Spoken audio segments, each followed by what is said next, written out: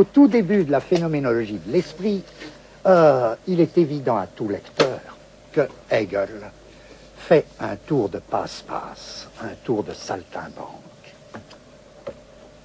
qu'il appellera effrontément dialectique. Car qu'est-ce qu'il nous dit? Pour montrer que les choses sont prises dans un mouvement ininterrompu qui est le propre de la dialectique, pour montrer que les choses sont soumises à une espèce de mouvement de l'autodépassement, qu'est-ce qu'il va faire? A-t-on jamais été plus sournois? Il nous dit ceci. Il nous dit, partons de ce qui est le plus sûr. Imaginez, on fait un dialogue des morts. Pensons que Hegel explique ça justement à des philosophes anglais. Vous allez deviner vous-même quand est-ce que les Anglais vont commencer à rire. Hegel dit, avec sa gravité, je retire tout ce que je viens de dire sur Hegel, et c'est évident que c'est un immense génie. Ben enfin, qu'est-ce que vous voulez? Suivez-moi bien. Il nous raconte une histoire qui paraît très belle, très convaincante. Il dit, voilà, il y a la certitude sensible, la conscience empêtrée, c'est le départ de la phénoménologie de l'esprit.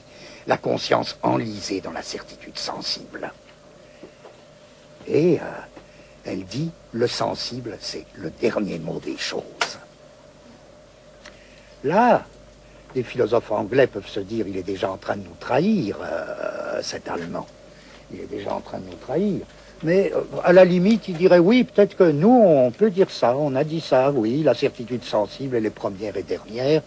C'est en effet un thème qui parcourt ce qu'on appelle l'empirisme. Et comme chacun sait, l'empirisme est anglais. Bon, alors, voilà. À la conscience prise dans la certitude sensible.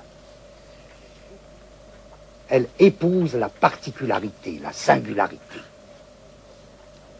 Et Hegel, splendide, analyse la singularité et va montrer que c'est une position intenable parce que on ne peut pas faire un pas sans précisément dépasser ce stade de la certitude sensible. Et pour le montrer, il dit voilà, la conscience sensible est comme déchirée, ça va être ce déchirement qui va être le premier stade de la dialectique de la phénoménologie de l'esprit. Elle est comme déchirée car elle croit saisir le plus particulier et en même temps elle ne saisit que l'universel abstrait.